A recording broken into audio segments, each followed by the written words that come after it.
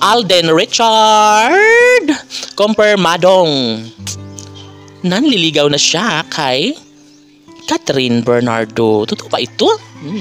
Yes, dapat hindi na talaga magpatumpik-tumpik pa ang gwapong aktor na si Alden Richard sa kanyang tunay na damdamin para kay Catherine Bernardo.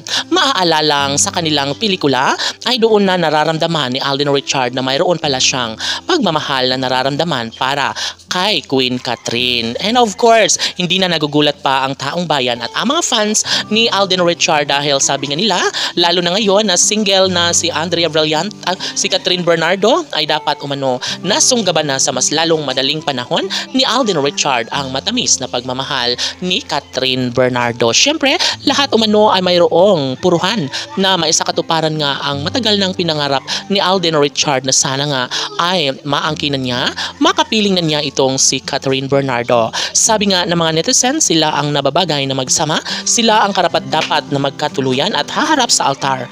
Well, yan ang kaligayahan para sa taong bayan, lalong-lalo na kapag maisakatuparan nga kung sakaling sila ay maikasal at haharap sa altar si Catherine Bernardo at Alden Richard. Of course, hindi naman bago pa ito sa taong bayan dahil nasa tamang edad na umano si Alden Richard and financially stable na rin. Hindi lamang si Catherine Bernardo kundi si Alden Richard. Siguro nga ay handa na si Alden Richard sa mga bagay-bagay lalo na at kailangan niya rin ng babaeng makasama habang buhay na magpapaligaya sa puso ni Alden kundi walang iba kundi si Catherine Bernardo lamang.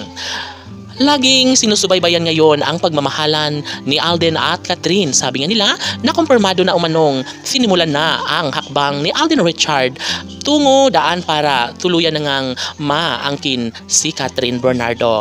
Alam nila na sadyang mahal rin ni Catherine Bernardo si Alden Richard kaya posible rin na magtagpo ang kanilang tunay na damdamin sa isa't isa. Maaaring hindi pa sa ngayon at baka darating ang tamang pagkakataon na ikagugulat ng taong bayan na baka hahantong na sa kasalan at magdesisyon na bumuo ng sariling pamilya si Alden Richard at Catherine Bernardo. Yay, ito nga ang nakapagbibigay kaligayahan sa taong bayan. Sana nga ay maisakatuparan at maging makatotohanan na ang lahat sapagkat ito ang tamang pagkakataon na